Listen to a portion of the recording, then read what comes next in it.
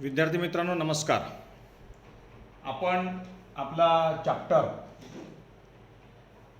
Elements of group 16, 17 and 18 या चॅप्टरमध्ये मागच्या पिरियडला आपण ग्रुप 16, 17 आणि 18 या एलिमेंटच्या रिॲक्टिव्हिटी बघितल्या होत्या टुवर्ड्स द हॅलोजन, करेक्ट, आणि रिॲक्टिव्हिटी टुवर्ड्स द मेटल. या दोन ज्या रिॲक्टिव्हिटी होत्या ग्रुप 16, 17 आणि 18च्या संदर्भात आपण बघितल्या होत्या. आणि जाता जाता आपण म्हटलं होतं की आपण नेक्स्ट जे आपलं लेक्चर होणार आहे या लेक्चरला आपण ॲलॅट्रोपी याविषयी आपण माहिती घेऊ. तर ॲलॅट्रोपी म्हणजे काय? सगळ्यात पहिले आपल्याला माहित आहे ॲलॅट्रोपी हा शब्द नवीन नाही आहे.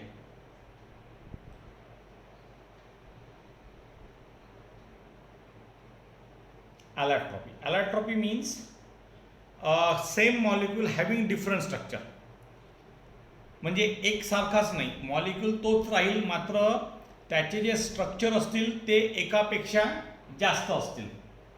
ओके, आणि यामुळे त्या मॉलिक्यूलच्या प्रॉपर्टी सुद्धा कसा होतात, शेप बदलतो, कलर थोडासा बदललेला असतो, मेल्टिंग पॉईंटमध्ये थोडासा चेंजेस आलेला असतो.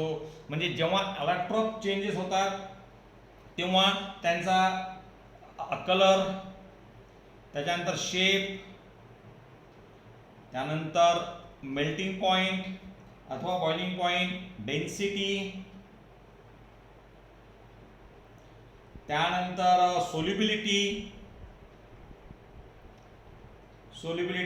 त्याच्यानंतर मग त्याची स्टॅबिलिटी,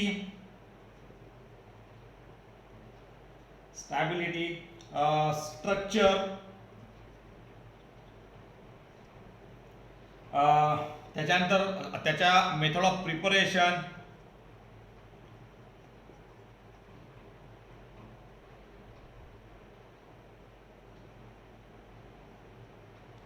या सर्वांमध्ये थोडा बहुत काय होत जातो, चेंज आपल्याला होत जातो. ओके, आता ॲलॅट्रॉप विषयी जर आपण माहिती घेतली, ग्रुप 16 विषयी जर आपण माहिती घेतली तर ग्रुप 16 मध्ये असतं कोण कोण माहिती आपल्याला. ऑक्सिजन असतो, सल्फर असतो, सेलेनियम, टेरिलियम, पोरोलियम हे आपल्याला पार्ट असतात. यामध्ये समजा ग्रुप 16 चे जे एलिमेंट असतात हे ॲलॅट्रॉपी काय करतात, एक्झिबिट्स करतात. Element of group 16 exhibits the what, allotropy. एक मिनिट मी मोडतोय.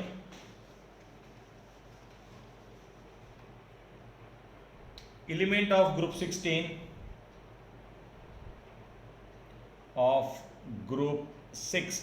exhibits allotropy.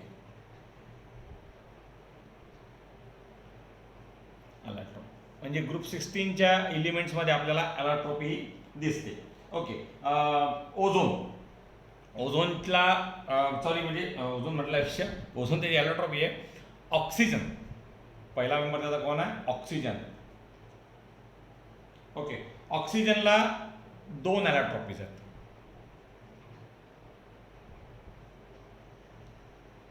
दोन ॲलॅट्रोपी आहे. ओके, एक असतो त्याचा O2 आणि एक असतो O3. ऑक्सिजनलाच एक O2च्या फॉर्ममध्ये मिळतो आपल्याला, एक ओझोनच्या फॉर्ममध्ये मिळतो. सल्फरला सुद्धा 2 प्रकारचे असतात. सल्फर समजा आपण घेतला, सल्फरला 2 प्रकारचे असतात. याला आपण 2 प्रकारचे ॲलॅट्रॉपचे फॉर्म असतात. एक असतो रोम्बिक आणि एक असतो मोनोक्लिनिक. नाव ऐकलेत आपण हे, रोम्बिक आणि मोनोक्लिनिक.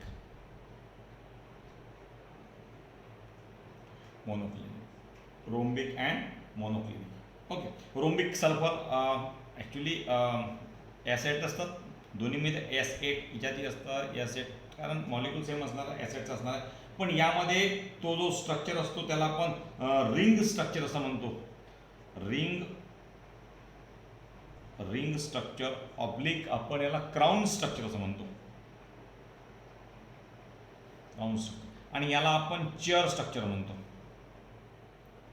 Chair structure. याला चेअर स्ट्रक्चर. या मोनोक्लिनिकमध्ये ते चेअर स्ट्रक्चर असतं, यामध्ये ते रिंग स्ट्रक्चर असतं किंवा क्राऊन स्ट्रक्चर. क्राऊन म्हणजे डब्ल्यू जो स्ट्रक्चर असतो आपला, हा एक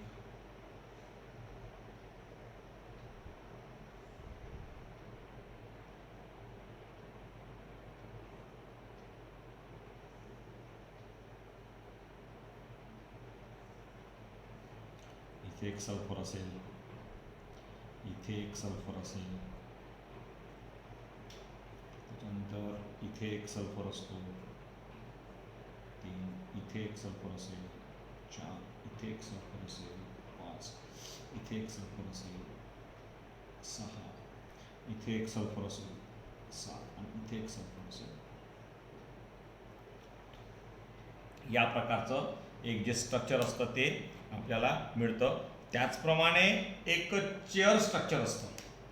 चेअर स्ट्रक्चर कसं असतं, आता चेअर काढावी लागेल. एक मिनिट, आपण इथे एक सल्फर घेऊया. ओके, एक सल्फर. त्याच्यानंतर आराम खुर्ची कशी असते, आराम खुर्चीसारखा हा स्ट्रक्चर असेल. तिसरा, त्याच्यानंतर हे चौथं, त्याच्यानंतर एक हे पाचवं, त्याच्यानंतर एक हे सहावं आणि एक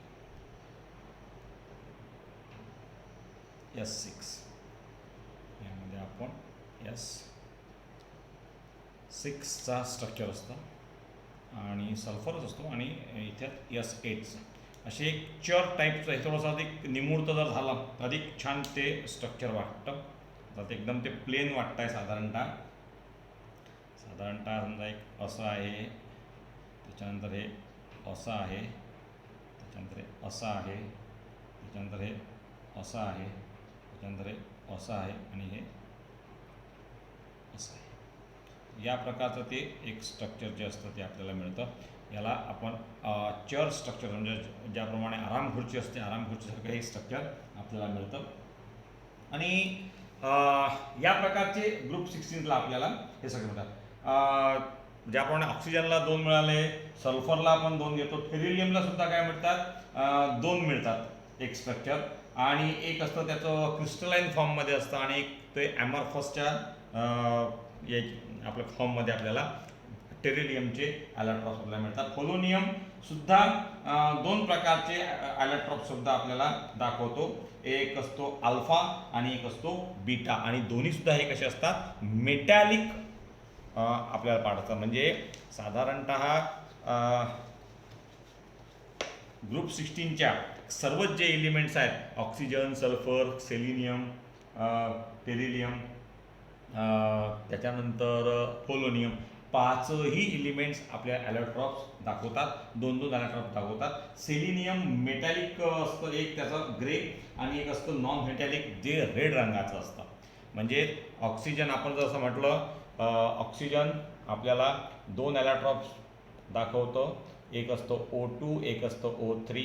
त्याच्यानंतर सल्फर 2 दाखवतं, एक असतं S8 मध्ये आणि एक असतं S6 मध्ये. त्याच्यानंतर सेलिनियम आपल्याला 2 दाखवतो, एक असतं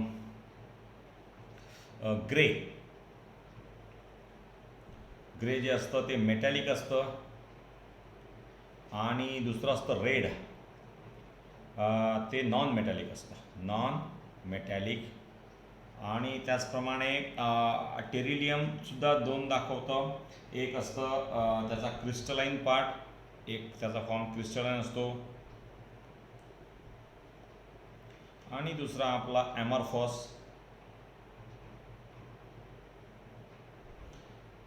पोलोनियम सुद्धा आपल्याला 2 दाखवतो, एक दाखवतो अल्फा आणि दुसरे दाखवतो बीटा आणि हे दोन्ही कसे असतात, मेटॅलिक असतात. जनरल इन्फॉर्मेशन आपल्याला ॲलॅट्रॉपविषयी सफिशियंट आहे इतका पण. मित्रांनो, या वर्षाला आपण आणखीन एक शब्द त्या 2-3 आपल्या लेक्चरच्या अगोदर आपण ऐकला होता आणि मुलांनी मला म्हटलंही होतं त्याबद्दल की सर हा प्रकार समजला नाही, पण पुन्हा घ्यायचा असल्यामुळे मी त्यांना त्या याचं उत्तर काही दिलं नाही. आणि तो पार्ट होता म्हणजे आपला ऑक्सो ॲसिड्स. कुठला होता? Oxo acids. Oxo acids.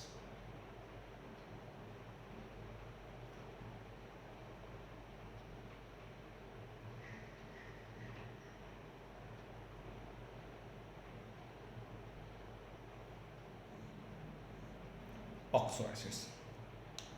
आता ऑक्सो ॲसिड काय प्रकार असतो? ओके, ज्यामध्ये ऑक्सिजन अटॅच झालेला असतो. ऑक्सिजन काय झाला असतो? Acid having the oxygen attach. यामध्ये सल्फर जे असतात हे ऑक्सो ॲसिड्स आपल्याला फॉर्म करतात. आपण त्याला असं म्हणत असतो ऑक्सो ॲसिड्स ऑफ सल्फर. आपण त्याला काय म्हणत असतो? Oxo acid of sulphur. Oxo acids of sulphur. Okay, sulphur भरपूर प्रकारचे ऑक्सो ॲसिड आपल्याला फॉर्म करतात आणि त्यातले काही अनस्टेबल असतात आणि ते कधी आयसोलेटेड होत नाही. यांना and they are known to exist in aqueous solutions or in the form of their salt.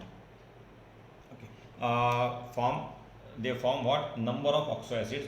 Sulfur form number of oxo acids. Oxo acid. याच्यातले some of them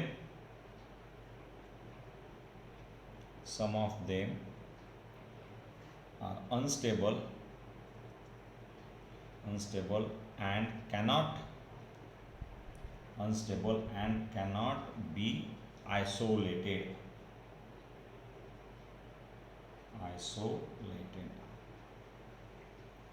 आणि याला आपण काय म्हणतो? they are known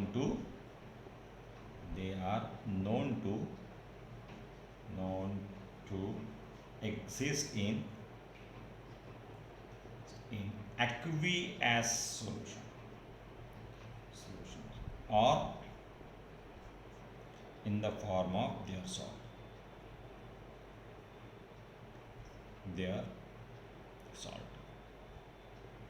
In the form of their salt. Okay. आता पुन्हा अर्थ असेल की सर सल्फरचे ऑक्सो ॲसिड असतात का सर? उदाहरणार्थ आपण एक्झाम्पल द्यायचं झालं तर सल्फ्युरिक ॲसिड H2SO4. ओके, याचं स्ट्रक्चर याच इयरला म्हणजे मार्चलाच विचारलेलं होतं. Right down the structure of H2SO4.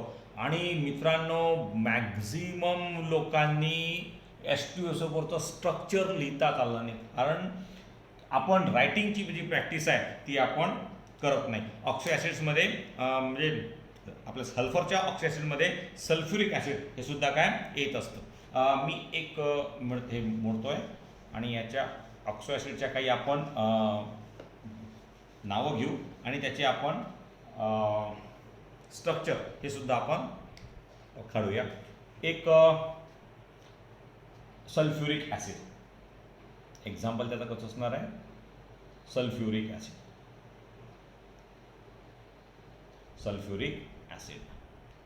प्रत्येकाला माहीत आहे H2SO4 फॉर्म्युला सगळ्यांना माहीत आहे. आपण 8वी पासून 9वी पासून हा फॉर्म्युला लिहितो आहे.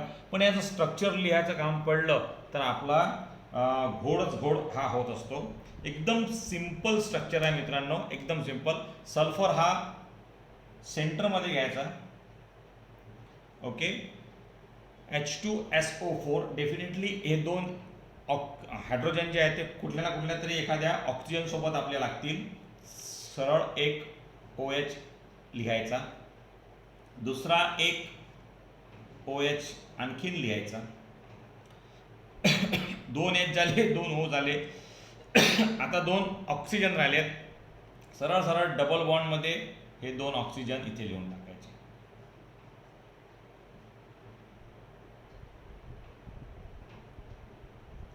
H2SO4 हा एक सिंपल एक मार्कासाठी विचारला होता, पण मॅक्झिमम मुलांना H2SO4चं स्ट्रक्चर या वर्षीच्या एक्झाममध्ये लिहिता आलेलं नव्हतं. हा एक सल्फ्युरिक ॲसिड झाला. आणखीन आपण एक घेऊ शकतो ते म्हणजे सल्फ्युरस ॲसिड. कुठलं? सल्फ्युरस ॲसिड. स्पेलिंग लक्षात ठेवा. FUROUS sulphurous acid. Sulphurous acid, sulphuric sulphurous. Okay. H2SO4, H2SO3, H2SO3, H2SO3. एक ऑक्सिजन यामध्ये कमी आहे. डेफिनेटली ऑक्सिजन कमी आहे तर लोन पेअर जी असणार आहे ती व्हॅकंट असणार आहे, ती कुठेच यूजमध्ये आलेली नाही, ती आपल्याला दाखवावी लागते. लक्षात ठेवा. सल्फर पुन्हा हा सेंटरमध्ये H2SO4 सारखं स्ट्रक्चर आहे. एक OH, दुसरा OH, डेफिनेटली तिसरा आपल्याला काय येणार आहे ऑक्सिजन, आणि चौथा जो असेल तो म्हणजे एक आपल्या इथे एक लोप काढावा लागेल. लोन पेअर आपल्याला इथे दाखवावं लागेल. काय दाखवावं लागेल तुला? लोन पेअर दाखवावं लागेल. H2SO3, H2SO3, आणि हे काय आहे H2SO4. हे स्ट्रक्चर जे आहे, समजा यावर्षी विचारलं तर सल्फ्युरिक ॲसिड आणि सल्फ्युरस ॲसिडचं ते विचारू शकतात.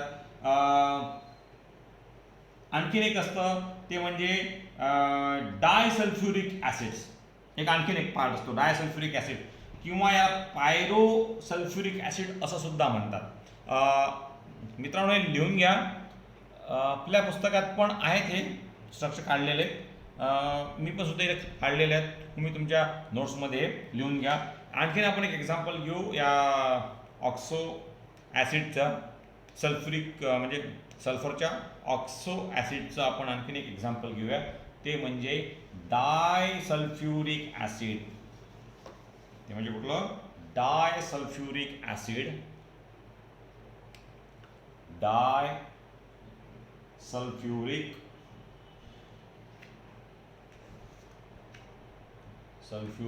ॲसिड, डायसल्फ्युरिक ॲसिड, किंवा याला आपण म्हणत असतो पायरोसल्फ्युरिक ॲसिड. Sulphuric acid. डायचा अर्थ समजला असेल, दोन. सल्फ्युरिक ॲसिड म्हणजे H2SO4, बरोबर आहे. परंतु आता एक कुठला तरी ऑक्सिजन याच्यासोबत अटॅच झालं असल्यामुळे H2SO4 म्हणजे 4 आणि 4 8च्या ऐवजी फक्त किती येतील?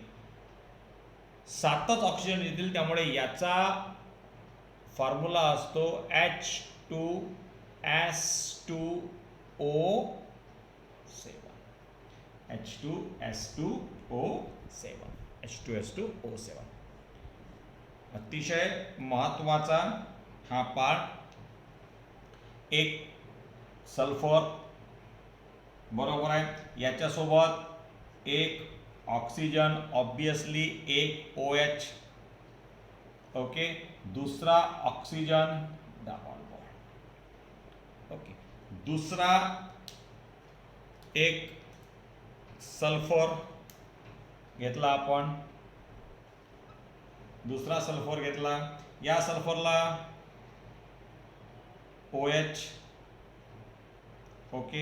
एक डबल बॉन्ड O, एक आणखीन एक डबल बॉन्ड O, याचा एक ऑक्सिजन, हा O, याचा एक ऑक्सिजन O, आणि हे दोन ऑक्सिजन एकमेकाला काय असले पाहिजे? जॉईंट असतील.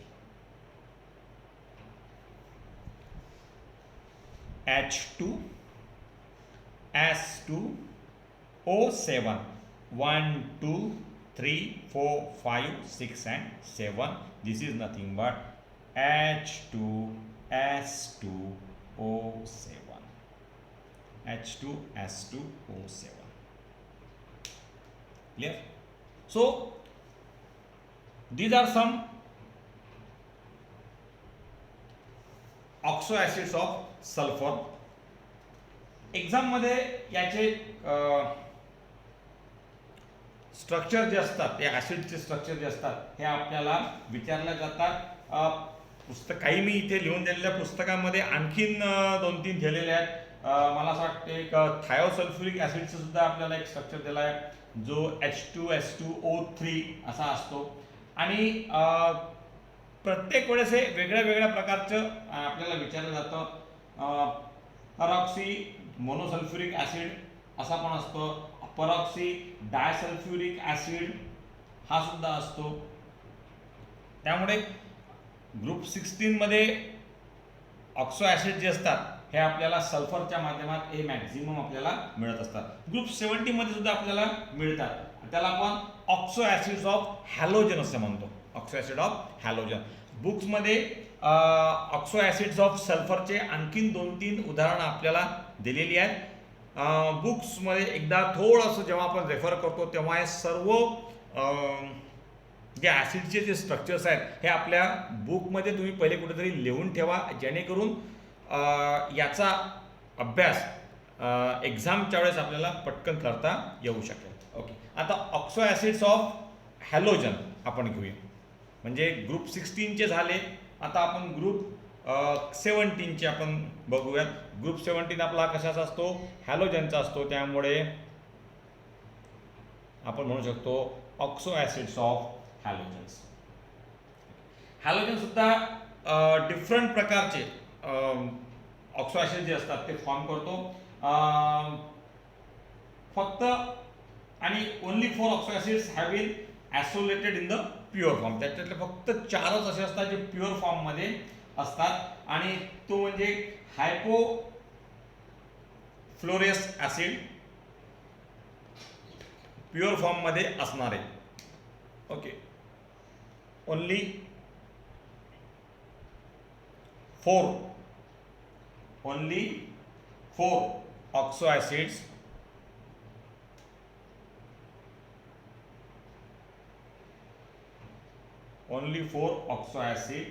have been isolated in pure form.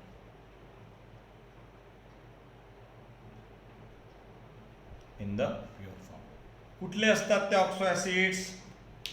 तर पहिले नंबर 1 तो असतो हायपोफ्लोरेस ॲसिड.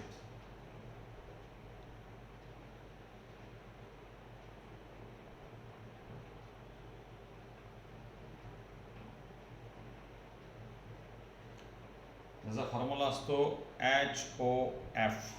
मला असं वाटतं आपण 2 लेक्चरच्या अगोदर याला आपण म्हटलं होतं. यासाठी विद्यार्थ्यांनी फोन केलेले होते.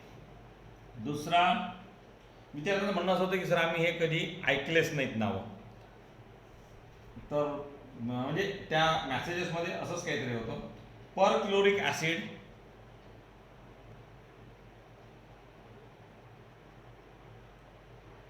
परक्लोरिक ॲसिड एकच नाव आहे ॲक्च्युली.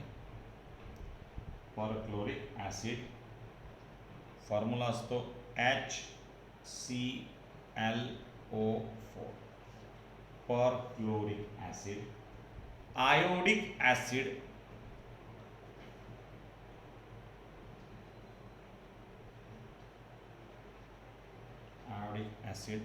HiO3. आणि चौथा असतो तो म्हणजे मेटापिरॉडिक ॲसिड.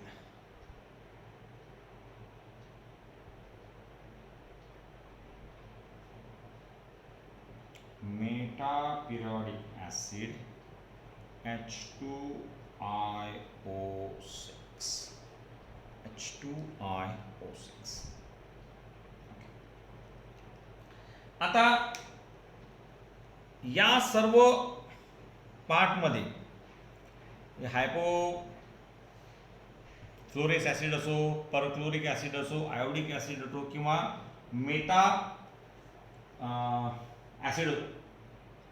पिरॉडिक ॲसिड असो, मेटापिरॉडिक ॲसिड, या सर्व ॲसिड्समध्ये त्यांची जी स्ट्रेंथ असते ही वाढत जात असते. The acid strength of this halogen oxyacid increases with the increasing oxidation state. जशा जशा ऑक्सिडेशन स्टेट याच्या वाढत जातील यांची ऍसिड स्ट्रेंथ सुद्धा कशी होत जाते, वाढत जाते. एक्झाम्पल जर द्यायचं झालं तर HClO च हे एक वीक ऍसिड आहे. Okay, HClO. परंतु HClO4 हे कसं आहे, स्ट्रॉंग ऍसिड आहे. म्हणणं काय की एक घेतलं HClO, ही परक्लोरिक ऍसिडच आहे, बरोबर आहे. आणि हे कसं आहे, वीक ऍसिड आहे, वीक ऍसिड. आणि जशी जशी ऑक्सिजनची मात्रा वाढत वाढत वाढत जाईल आणि ही HClO4 होत जाईल, हे कसं होतं, स्ट्रॉंग ऍसिड होतं. स्ट्रॉंग ऍसिड हे कसं होतं, स्ट्रॉंग ऍसिड होतं. त्यामुळे जशी जशी ऑक्सिडेशन स्टेट वाढत जाईल त्याप्रमाणे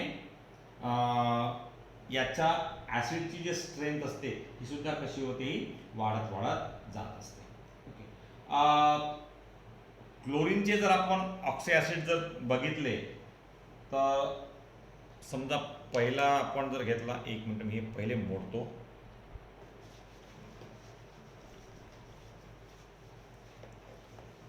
ओके, आपण स्ट्रक्चर्स घेऊया काही ऑक्सी ऍसिडचे.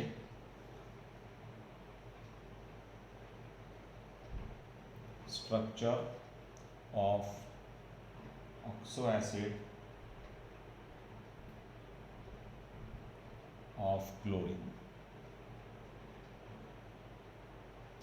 of chlorine. त्याच्यातलं आपण पहिलं जर स्ट्रक्चर घेतलं हायपोक्लोरस ऍसिड, जे आपण घेतलं ते हायपोक्लोरस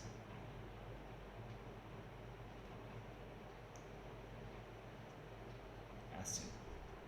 हायपोक्लोरस ऍसिड, हायड्रोक्लोरिक ऍसिड वेगळं आणि हायपोक्लोरस ऍसिड वेगळं, HOCl.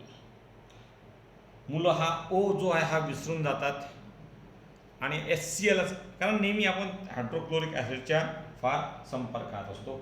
एकदम सोपा आहे. हा ऑक्सिजन, हा इथे एक हायड्रोजन आणि याला असा एक Cl. इतकं सिंपल स्ट्रक्चर आहे HOClचं.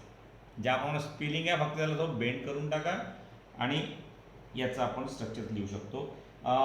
क्लोरस ऍसिड सेकंड आपण जर घेतलं, याच्यापेक्षा आणखीन एक समजा ऑक्सिजन याच्यात वाढवला तर त्याला आपण म्हणतो क्लोरस ऍसिड. क्लोरस ऍसिड म्हणजे HClO2. HClO. ओके, आता क्लोरस ऍसिड मेन मध्ये कोण असणार आहे, ऑक्सिजन असणार आहे. डेफिनेटली हा H असाच असेल, हा Cl सुद्धा असाच असेल आणि या Cl ला Cl आणि याला डबल बॉन्ड असं आपण काय दिसतो. त्याच्यानंतर क्लोरिक ऍसिड तिसरा समजा आपण घेतला तर क्लोरिक ऍसिड मध्ये पुन्हा एक O वाढेल तिच्यामध्ये, क्लोरिक ऍसिड. जसे जसे ऑक्सिजन वाढतात नाव सुद्धा काय होत आहेत, चेंज होत आहेत, लक्षात ठेवा.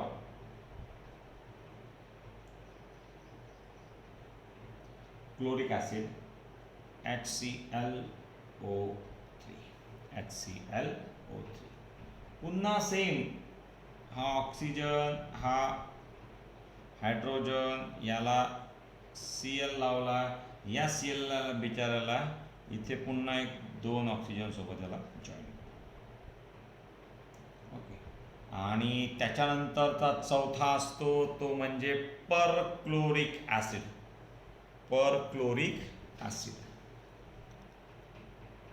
परक्लोरिक ऍसिड इथे मावणार नाही. आपण एक काम करूया, वरचा हा पार्ट मी काढतो, इथे आपण चौथा लिहूया, perchloric perchloric acid HClO4 problem सेमच आहे. हा ऑक्सिजन, हा हायड्रोजन, हा Cl आणि आता यालाच बिचारायला 3 1 2 आणि यालाच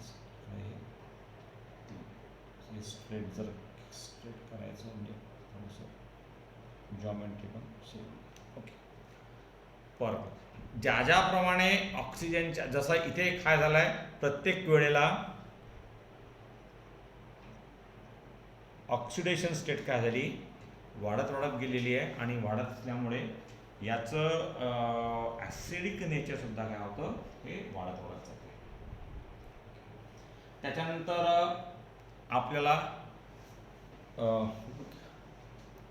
एक पार्ट घ्यायचा होता oxygen and compound of oxygen, परंतु आज आपण या ठिकाणी थांबूया. आज आपण एक्झॅक्टली ऑक्सो ॲसिड्स आपण घेतलेत, ग्रुप 16चे घेतले, ग्रुप 17चे सुद्धा आपण घेतले आणि त्याचप्रमाणे ॲलाट्रॉप्स जे असतात ते आपण घेतलेले होते. ॲलाट्रॉप्स आपण ग्रुप 16चे घेतले. 17मध्ये ॲलाट्रॉप्स येत नसतात म्हणून आपण ते 17चे आपण ॲलाट्रॉप घेतले नाही. म्हणजे असं नाही झालं पाहिजे की सर 17चे घेतले, 17ला ॲलाट्रॉप्स नसतात, ते एकाच फॉर्ममध्ये येतात, सल्फरमध्ये येतात म्हणून म्हणजे ग्रुप 16मध्ये ते येतात म्हणून आपण त्याचं घेतलेलं होतं. आणि ऑक्सो ॲसिड्स घेतले आपण ग्रुप 16मधल्या सल्फरचे घेतले आणि हॅलोजन्समध्ये सुद्धा आपण घेतले. उद्याच्या आपण लेक्चरला आपण ऑक्सिजन आणि ऑक्सिजनचे कंपाऊंड जे असतात याच्याबद्दल आपण माहिती घेऊ.